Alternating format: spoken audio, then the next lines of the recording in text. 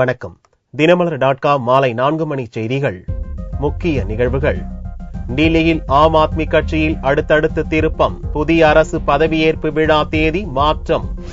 காங்கிரஸ் அளிக்கும் ஆதரவிலும் குழப்பம். அரவிந்த் கெஜ்ரிவால் கடும் பாய்ச்சல். நாடு முழுவதும் கிறிஸ்துமஸ் விழா உற்சாகம். தமிழகத்தில் தேவாலயங்களில் சிறப்பு பிரார்த்தனை. விரிவான செய்திகள். டெல்லியில் ஆம் ஆத்மி கட்சி ஆட்சி அமைக்க கவர்னர் நஜீப் அளித்த பரிந்துரைக்கு ஜனாதிபதி பிரணாப் முகர்ஜி ஒப்புதல் அளித்துள்ளார். இதைத் தொடர்ந்து டிசம்பர் 28ஆம் தேதி சனிக்கிழமை அன்று பதவியேற்பு விழா நடக்கும் என்று அறிவிக்கப்பட்டுள்ளது. காங்கிரஸ் கட்சியின் 8 எம்எல்ஏக்கள் வெளியிலிருந்து அளிக்கும் ஆதரவுடன் 28 எம்எல்ஏக்களை கொண்டுள்ள ஆம் ஆத்மி கட்சியின் தலைவர் அரவிந்த் கெஜ்ரிவால் ஆட்சி அமைக்க டெல்லி கவர்னர் நஜீப் ஜுங்கை சந்தித்து உரிமை கோரினார். இதையடுத்து வியாழனன்று டெல்லி ராம்லீலா மைதானத்தில் அரவிந்த் கெஜ்ரிவால் முதல்வராக பதவியேற்க உள்ளதாக செய்திகள் வெளியானது. ஆனால் கவர்னரின் பரிந்துரைக்கு ஜனாதிபதி ஒப்புதல் தாமதமான நிலையில் புதனன்று காலையில் பதவியேற்பு விழா தள்ளிப்போகக்கூடும் என்று அரவிந்த் கெஜ்ரிவால் தெரிவித்தார். கவர்னரிடம் இருந்து எந்த தகவலும் இல்லாததால் வியாழனன்று பதவியேற்பு விழா நடக்காது என்றும் அவர் கூறினார். இந்நிலையில் கவர்னரின் பரிந்துரைக்கு ஜனாதிபதி ஒப்புதல் அளித்த தகவல் பிற்பகலில் வெளியானது. ஜனாதிபதியின் ஒப்புதல் குறித்த தகவலை கவர்னர் நஜீப்புக்கு உள்துறை அமைச்சகம் அனுப்பியது. இதையடுத்து வரும் சனிக்கிழமை ராம்லீலா மைதானத்தில் பொதுமக்கள் மத்தியில் பதவியேற்பு விழா நடக்கும் என்று ஆம் ஆத்மி கட்சி அறிவித்துள்ளது. விழாவில் கெஜ்ரிவாலுடன் 6 பேர் அமைச்சர்கள் பதவி ஏற்கின்றனர். இவர்கள் முன்னாள் அமைச்சர்களை தேர்தலில் தோல்வியுறச் செய்த முன்னாள் அதிகாரிகள் என்பது குறிப்பிடத்தக்கது. இந்த விழாவுக்கு காந்தியவாதி அண்ணா ஹசாரேவை அழைக்கவும் அவர் முன்னிலையில் பதவி ஏற்கவும் கெஜ்ரிவால் திட்டமிட்டுள்ளார். ஆனால் தற்போது உடல்நிலை பாதிக்கப்பட்டு இருப்பதாகவும் உடல்நிலை ஒத்துழைத்தால் பதவியேற்பு விழாவில் கலந்து கொள்வேன் என்றும் ஹசாரே கூறியுள்ளார். அமைச்சர் பதவி கேட்டு வினோத்குமார் பின்னி அடம்பிடிப்பதாகவும் அதனால் உள்கட்சியில் குழப்பம் ஏற்பட்டு இருப்பதாகவும் வெளியான தகவல்களை ஆம் ஆத்மி கட்சி தலைவர் அரவிந்த் கெஜ்ரிவால் மறுத்துள்ளார். காங்கிரஸ் ஆதரவுடன் ஆட்சி அமைக்க தயாராகி உள்ள ஆம் ஆத்மி கட்சி தலைவர் அரவிந்த் கெஜ்ரிவால் தனது அமைச்சரவை சகாக்களின் பட்டியலையும் இறுதி செய்துள்ளார். இவர்களில் அமைச்சராக வாய்ப்பு இருப்பதாக கருதப்படும் லட்சுமி நகர் தொகுதி எம்எல்ஏ வினோத்குமார் பின்னி செவ்வாயன்று கெஜ்ரிவாலை சந்தித்து பேசினார். அமைச்சரவையில் தனக்கு இடம் அளிக்கப்படவில்லை என்பதை அறிந்த பின்னி அதிருப்தி அடைந்திருப்பதாகவும் இதனால் உள்கட்சி குழப்பம் ஏற்பட்டிருப்பதாகவும் செய்திகள் வெளியாகின. இதை அரவிந்த் கெஜ்ரிவாலும் பின்னியும் மறுத்துள்ளனர். தன்னிடம் பின்னி அமைச்சர் பதவி கேட்கவில்லை என்றும் அவருக்கு வேறு முக்கியமான பணி அளிக்கப்பட்டு இருப்பதாகவும் கெஜ்ரிவால் தெரிவித்தார். தனக்கு அமைச்சர் பதவி அளிக்காததால் கோபம் அடைந்திருப்பதாக வெளியான தகவலை மறுத்த பின்னி பலமுறை நடப்பது போல அரவிந்த் கெஜ்ரிவாலுடனான சந்திப்பு வழக்கமானதுதான் என்றும் தனக்கும் கட்சிக்கும் இடையே எந்த பிரச்சனையும் இல்லை என்று பின்னி தெளிவுபடுத்தியுள்ளார். हम एक सच्चे सिपाही हैं, हमें उम्मीद नहीं रखते हैं, जहां हमें लगाया जाता है हम जाके खड़े हो जाते हैं. हम उम्मीद तो उससे जो महत्वाकांक्षी लोग हैं, हम तो एक मिशन के साथ जुड़े हैं. जहां पार्टी आदेश करती है हमसे बोलती है कि आपको जाके पार्टी के मेन गेट पे जाके आपको आज वॉलंटियर खड़ा होना है, तो हम उसके लिए तैयार हैं. இதற்கிடையே ஆம் ஆத்மி கட்சிக்கு வெளியிலிருந்து ஆதரவு அளிப்பது தொடர்பாக காங்கிரஸ் கட்சிக்குள் எழுந்துள்ள கருத்து வேறுபாடுகளும் அரவிந்த் கெஜ்ரிவாலின் ஆட்சியின் ஸ்திரத்தன்மையை இப்போதே வெளிப்படுத்துவதாகவும் செய்திகள் வெளியாகின. இதற்கும் அரவிந்த் கெஜ்ரிவால் பதிலடி கொடுத்துள்ளார். நாங்கள் பிரச்சனைகளின் அடிப்படையில் ஆட்சி அமைக்கிறோம், யாருடனும் கூட்டணி அமைத்து ஆட்சி அமைக்கவில்லை. முதலில் நிபந்தனையற்ற ஆதரவு தெரிவித்த காங்கிரஸ் பின்னர் நிபந்தனையுடன் கூடிய ஆதரவு மட்டுமே அளிப்பதாக வெளியிட்ட அறிவிப்பு குறித்து கருத்து தெரிவித்த கெஜ்ரிவால் காங்கிரஸ் ஆதரவு பற்றி தங்களுக்கு கவலை இல்லை என்றும் தங்களின் 18 அம்ச திட்டங்கள் மீது நம்பிக்கை கொண்டுள்ள அனைத்து எம்எல்ஏக்களும் கட்சி பேதமின்றி தங்களின் ஆட்சிக்கு ஆதரவு அளிப்பார்கள் என்று நம்புவதாகவும் கெஜ்ரிவால் கூறினார். தங்களின் வாக்குறுதிகளை நிறைவேற்றுவது தொடர்பாக தகவல் திரட்டும் பணிகளை ஏற்கனவே துவங்கிவிட்டதாகவும் கெஜ்ரிவால் கூறினார்.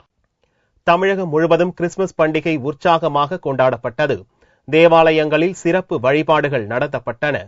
இயேசு பிறந்த தினத்தை உலகம் முழுவதும் உள்ள கிறிஸ்தவர்கள் கிறிஸ்துமஸ் பண்டிகையாக கொண்டாடி வருகின்றனர். கிறிஸ்து பிறப்பை உணர்த்தும் வகையில் கிறிஸ்தவர்கள் தங்களது வீடுகளில் குடில்களை அமைத்தும் வண்ணமயமான ஸ்டார்களை கட்டியும் கிறிஸ்துமஸ் பண்டிகையை மகிழ்ச்சியாக கொண்டாடி வருகின்றனர். இயேசு பிறந்த தினமான டிசம்பர் 25ஆம் தேதி புதன்கிழமை அன்று கொண்டாடப்பட்ட கிறிஸ்துமஸ் திருவிழாவை முன்னிட்டு தேவாலயங்களில் சிறப்பு பிரார்த்தனை நடந்தது. மதுரை ஐராவதநல்லூர் அந்தோணியார் ஆலயத்தில் ஆர்ச் பிஷப் பீட்டர் பெர்னாண்டோ தலைமையில் வழிபாடு நடந்தது. முன்னதாக குழந்தை இயேசுவை பிஷப் கையில் ஏந்தி வந்து தேவாலயத்தில் அமைக்கப்பட்டிருந்த குடிலில் வைத்தார். பின்னர் இயேசு கிறிஸ்து பிறப்பை நினைவு கூறும் வகையில் ஆலயத்தின் நடுவில் அமைக்கப்பட்டிருந்த மெழுகுவர்த்தி ஏற்றப்பட்டு விழா துவங்கப்பட்டது.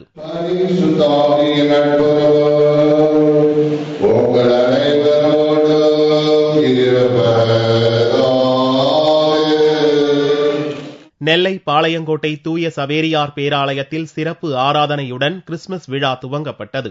பிஷப் ஜூடு பால்ராஜ் தலைமையில் கூட்டு திருப்பலி, சிறப்பு நற்செய்தி வழங்கப்பட்டது.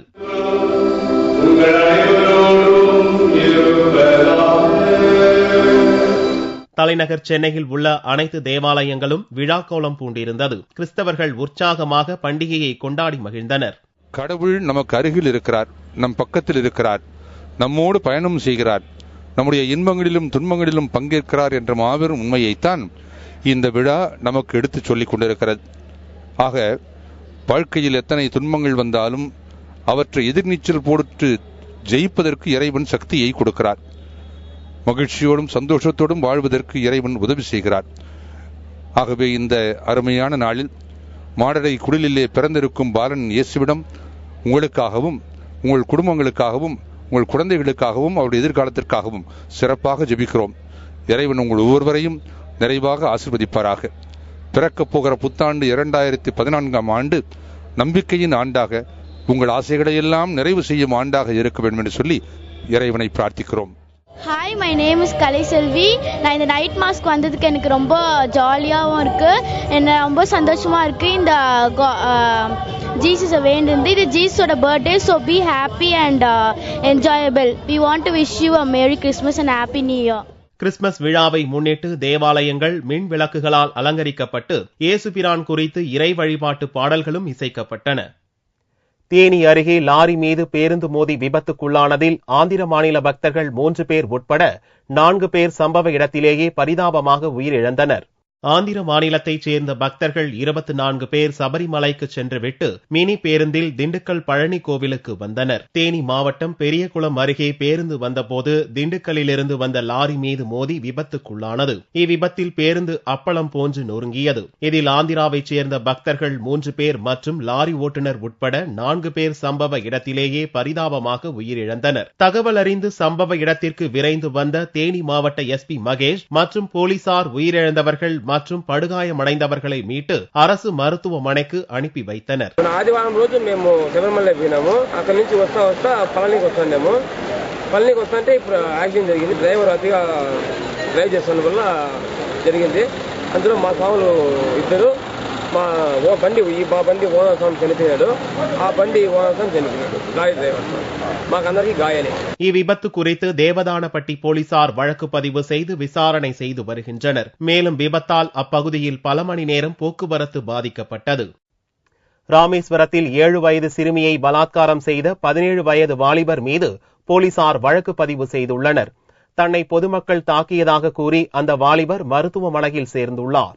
ராமநாதபுரம் மாவட்டம் சூரங்கோட்டை பகுதியைச் சேர்ந்தவர் நாகநாதன். இவரது 7 வயது மகளை அப்பகுதியைச் சேர்ந்த 17 வயதுடைய அஜித் என்பவர் கடந்த 17ஆம் தேதி மிரட்டி பலாத்காரம் செய்தார். இது குறித்து அறிந்த அப்பகுதி மக்கள் அஜித்தை அடித்து உதைத்து போலீசாரிடம் ஒப்படைத்தனர். ராமநாதபுரம் போலீசார் அவன் மீது வழக்கு பதிவு செய்தனர். இந்நிலையில் பொதுமக்கள் தாக்கியதால் அஜித் பலத்த காயமடைந்ததாக கூறி அஜித்தின் உறவினர்கள் போலீசாரிடம் வாதாடி அவனை சிகிச்சைக்காக அரசு மருத்துவமனையில் சேர்த்தனர். சிறுமிக்கு உடல்நிலை பாதிக்கப்பட்ட நிலையில் அரசு மருத்துவமனையில் பரிசோதனை நடத்தப்பட்டது. மேலும் போலீசார் தம் மீது நடவடிக்கை எடுப்பதை தடுப்பதற்காக தனியார் பள்ளியில் 10ஆம் வகுப்பு படிக்கும் அஜித் சிகிச்சைக்காக மருத்துவமனையில் சேர்ந்துள்ளதாக கூறப்படுகிறது. அரசு போலீஸ் கேஸ்லயும் நான் கொடுத்ததுக்கு என் மகளை ஆஸ்பத்திரியில் நான் சேர்த்தேன். என் மகளை வயிற்றுக்கு நான் என் மகளை ஆஸ்பத்திரியில் சேர்த்தேன். அஜித் பைய அவன் 17ஆம் தேதி கூட்டிட்டு போய் அந்த எந்த நடவடிக்கையும் எடுக்கல. அரசு அங்கே போலீஸ்காரர்கிட்ட கொடுத்தேன். அவங்க எந்த இதுன்னு சொல்லவே கிடையாது. இதேபோல் விழுப்புரம் சோழம்பட்டு கிராமத்தைச் சேர்ந்த கோவிந்தராஜ் என்பவரது 12 வயது மகளை பலாத்காரம் செய்த 55 வயது முதியவர் மீது போலீசார் வழக்கு பதிவு செய்து தலைமறைவான அவரை தேடி வருகின்றனர். முன்னாள் பிரதமர் வாஜ்பாயின் பிறந்த நாளை ஒட்டி அவரை பாரதிய ஜனதா தலைவர்கள் நேரில் சந்தித்து வாழ்த்து கூறி ஆசி பெற்றனர். முன்னாள் பிரதமர் வாஜ்பாயின் 89வது பிறந்த நாளை பாரதிய ஜனதா கட்சியினர் நாடு முழுவதும் புதனன்று உற்சாகமாக கொண்டாடினர். பாரதிய ஜனதா தலைவர் ராஜ்நாத் சிங், லோக்சபா எதிர்க்கட்சித் தலைவர் சுஷ்மா சுவராஜ், ராஜஸ்தான் முதல்வர் வசுந்தரா ராஜே சிந்தியா உள்ளிட்ட தலைவர்கள் வாஜ்பாய் இல்லத்துக்கு சென்று அவரை சந்தித்து வாழ்த்து பெற்றனர். நாடு முழுவதும் பல்வேறு இடங்களில் பாரதிய ஜனதா கட்சியினர் விழா எடுத்து வாஜ்பாய் பிறந்த நாளை கொண்டாடினர். 13 மாநிலங்களிலிருந்து 1000க்கும் மேற்பட்ட பட்டுப்புடவை ரகங்களுடன் சென்னையில் துவங்கியது சில்க் மார்க் கண்காட்சி. பாரத திருநாட்டின் பாரம்பரிய மிக்க உடைகளில் ஒன்று பட்டு துணி உடுத்துவது. இன்றைய வர்த்தக உலகில் போலி பட்டுகள் நிறைந்து உள்ள நிலையில் எளிதில் தூய பட்டு துணிகளை தெரிந்து கொள்ள சில்க் மார்க் முத்திரை உள்ளதா என்று மக்கள் பார்த்து வாங்க வேண்டும். இதை வலியுறுத்தும் வகையில் டிசம்பர் 25 முதல் டிசம்பர் 31ஆம் தேதி வரை சில்க் மார்க் கண்காட்சி சென்னையில் புதன்கிழமையன்று துவங்கியது. இந்த சில்க் மார்க் எக்ஸ்போவில் 50 பேர் ஆல் ஓவர் இந்தியா முழுவதும் இருந்து அவங்களுடைய products, exclusive products, silk mark, pure silk அப்படின்றதுக்கு அந்த சில்க் மார்க்கை இவங்க எல்லாம் அவங்க ப்ராடக்ட்ஸ்ல கேரி பண்றாங்க. வாங்குற கஸ்டமருக்கு வந்து எது பியூர் சில்க் இல்ல நிறைய பாலியஸ்டர் வந்து சில்கா காட்டுறாங்க மார்க்கெட்ல. இப்போ கஸ்டமருக்கு இது தெரியறதுக்காக தான் இந்த சில்க் மார்க் எக்ஸ்போன்றது கவர்மெண்ட் ஆஃப் இந்தியா ஆரம்பிச்சிருக்கிறது. இதோட 5வது முறையாக பண்றாங்க. நல்ல சேல்ஸ் ஆகுது ஒரு முறையும், ஒரு முறையும் இது வளர்ந்துட்டே போகுது. நகைகளுக்கு ஹால்மார்க் என்பது போல் பட்டு புடவைகளுக்கு சில்க் மார்க் என்பது இன்றுதான் தங்களுக்கு தெரிய வந்தது என்றும், ஒரே இடத்தில் பல்வேறு ரக புடவைகளை பார்த்தது மகிழ்ச்சி அளிப்பதாகவும் பார்வையாளர்கள் தெரிவித்தனர். எப்படி கோல்டுக்கு வந்து ஹால்மார்க்கும் சில்க் வந்து சில்க்குக்கும் சில்க் மார்க்ன்றது தெரிஞ்சுக்கிட்டோம். இங்க வந்து நிறைய வெரைட்டிஸ் இருக்கு, ரொம்ப நல்லா இருக்கு எக்ஸ்போ. பட்டு பூச்சிகள் நூலாக மாறும் பல்வேறு பரிமாணங்களும் 13 மாநிலங்களிலிருந்து 1000க்கும் மேற்பட்ட பட்டுப்புடவை ரகங்களும் மக்களின் கண்களை பறிக்கும் வண்ணம் இருந்தது என்றால் அது மிகையாகாது. இறைவன் சகல ஜீவராசிகளுக்கும் படியளக்கும் வைபவத்தை நினைவு கூறும் வகையில் மதுரையில் நடந்த அஷ்டமி சப்பர திருவிழாவில் பக்தர்கள் திரளாக கலந்து கொண்டனர். மதுரை மீனாட்சி அம்மன் கோவிலில் மார்கழி மாத அஷ்டமி தினத்தன்று நடக்கும் இறைவன் ஜீவராசிகளுக்கு படியளக்கும் வைபவம் மிகவும் பிரசித்தி பெற்றது. மார்கழி அஷ்டமி தினமான புதன்கிழமை அன்று சிவபெருமான் சகல ஜீவராசிகளுக்கும் படியளக்கும் வைபவ விழா நடந்தது. இவ்விழாவை முன்னிட்டு மீனாட்சி அம்மன் கோவிலிலிருந்து சிறப்பு அலங்காரத்தில் தனித்தனி சப்பரங்களில் புறப்பட்ட சொக்கநாதர் பிரியாவிடை மற்றும் மீனாட்சி அம்மன் சப்பரத்தை பக்தர்கள் இழுத்து வந்தனர். கீழமாசியிலிருந்து புறப்பட்ட சுவாமி புறப்பாடானது முக்கிய வீதிகள் வழியாக வலம் வந்து கோவிலுக்கு வந்தடைந்தது. சப்பர பவனியின் போது பட்டர்கள் பக்தர்களுக்கு பிரசாதமாக அரிசியை வழங்கியபடியே வந்தனர். அப்போது அதிலிருந்து கீழே விழும் அரிசியை பொறுக்கி எடுத்து செல்வதற்காக சாலையில் இரு புறங்களிலும் பக்தர்கள் திரளாக காத்திருந்தனர். பின்னர் சாலையில் விழுந்த அரிசியை பக்தர்கள் பக்தி பரவசமுடன் எடுத்துச் சென்றனர். இந்த அரிசியை எடுத்து சென்று வீட்டில் பூஜை செய்தால் உணவிற்கு குறைவிருக்காது என்பது பக்தர்களின் நம்பிக்கை. அஷ்டமி சப்பரத்துக்கு சாமி பார்க்க வந்திருக்கோம். இந்த படி அளக்கிறது உலகத்துல சாமி படி அளக்கிறனால அரிசி எடுத்துட்டு போனா நல்லதுன்னு சொல்லுவாங்க. நாங்களும் எடுத்திருக்கோம். இத்திருவிழாவை காண மதுரை மற்றும் சுற்றுவட்டார பகுதியைச் சேர்ந்த பக்தர்கள் ஏராளமானோர் வந்திருந்தனர். கிறிஸ்துமஸ் பண்டிகை விடுமுறை என்பதால் தங்கம் மற்றும் வெள்ளியின் விலையில் புதன்கிழமையன்று மாற்றமில்லை. ஒரு சவரன் தங்கம் 22,256 ரூபாய்க்கு விற்பனையானது. 1 கிராம் ஆபரண தங்கம் 2,782 ரூபாயாக இருந்தது. வெள்ளி 1 கிராம் 46 ரூபாய் 30 காசுகளுக்கு விற்பனையானது. வார்வெள்ளியின் விலை 43,305 ரூபாயாக இருந்தது. தினமலர் வீனஸ் எலக்ட்ரானிக்ஸ் இணைந்து சென்னையில் நடத்தும் வீட்டு உபயோகப் பொருட்களுக்கான கண்காட்சியை ஸ்டார் விஜய் தொலைக்காட்சியின் பொது மேலாளர் ஸ்ரீராம் துவக்கி வைத்தார். சென்னை மக்களின் எதிர்பார்ப்பான தினமலர் வீனஸ் எலக்ட்ரானிக்ஸ் இணைந்து நடத்தும் வீட்டு உபயோகப் பொருட்களுக்கான எக்ஸ்போ 2013 புதன்கிழமையன்று சென்னை ராயப்பேட்டை YMCA மைதானத்தில் துவங்கியது. வரும் 29ஆம் தேதி வரை நடக்கும் இக்கண்காட்சியை ஸ்டார் விஜய் தொலைக்காட்சியின் பொது மேலாளர் ஸ்ரீராம் துவக்கி வைத்தார். மொத்தம் 300 அரங்கிற்கும் மேல் உள்ள இக்கண்காட்சியில் வீட்டு உபயோகப் பொருட்கள், மின் தேவைகளை பூர்த்தி செய்யும் சோலார் சிஸ்டம், சிறுவர் பெரியவர்களுக்கான விளையாட்டு நிகழ்ச்சி, புத்தகம், உடற்பயிற்சி சாதனம், ஆட்டோமொபைல், கனவு இல்லம், வகை வகையான உணவு ஸ்டால்கள், ஆண்கள் பெண்களுக்கான துணி வகைகள், பொம்மைகள் என அனைத்து அம்சங்களும் ஒரே இடத்தில் அமைந்துள்ளது பொதுமக்களுக்கு ஒரு வரப்பிரசாதமாக கருதப்படுகிறது. இந்த எக்ஸ்போ வந்து ரொம்ப நல்லா இருக்கு. வீட்டு உபயோக கண்காட்சியெல்லாம் வந்து நிறைய திங்ஸ் நிறைய வச்சிருக்காங்க. நாங்க வந்து மைக்ரோவன் எடுக்கலாம் சொல்லிட்டு இந்த ஆஃபர்ல எடுக்கலாம் சொல்லி நாங்க வந்திருக்கோம். பசங்களுக்கும் நிறைய திங்ஸ் வந்து நிறைய இருக்கு. புக்ஸஸ்லாம் நிறைய வெரைட்டிஸ் போட்டிருக்காங்க. ரொம்ப நல்லா இருக்கு.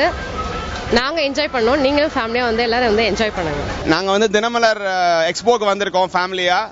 எல்லாமே ஒரே ரூஃப் கடியில் பார்த்தோம், நல்லா இருக்கு. Fridge, TV, showrooms, textiles, furnitures எல்லாம் நல்லா பண்ணிருக்காங்க. பிரசன்டேஷன் சூப்பர்பா இருக்கு, டிஸ்பிளே எல்லாம் ரொம்ப நல்லா இருக்கு. நுகர்வோர் கண்காட்சி, ஆட்டோமொபைல் கண்காட்சி, கனவு இல்லம் கண்காட்சி என்று 3-in-1 மெகா எக்ஸ்போ எனும் பெயரிலான இக்கண்காட்சிக்கு சென்னை வாசிகளிடையே பெரும் வரவேற்பு கிடைத்துள்ளது. இது மட்டுமின்றி பொழுதுபோக்கு அம்சங்களாக விளையாட்டுகளும் இடம்பெற்றுள்ளன. விடுமுறையை கொண்டாடும் விதமான இக்கண்காட்சி காலை 10 மணி முதல் இரவு 8 மணி வரை நடக்கிறது என்பது குறிப்பிடத்தக்கது. மீண்டும் செய்திகள் இந்திய நேரப்படி இரவு 8 மணிக்கு. வணக்கம்.